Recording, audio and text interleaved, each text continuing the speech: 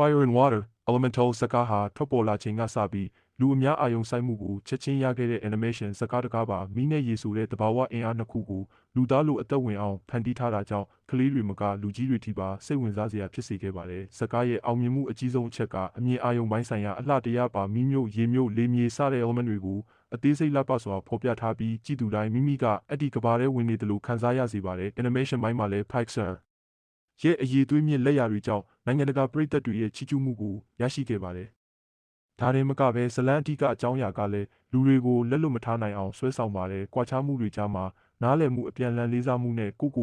လက်ခံနိုင်ခြင်းဆိုတဲ့စာသင်ခန်းမဟုတ်ဘဲနှလုံးသားထဲကိုတိုက်ရိုက်ဝင်ရောက်စေတဲ့ message ကိုပေးနိုင်ခဲ့တာကြောင့်လူကြိုက်များခဲ့တာပါ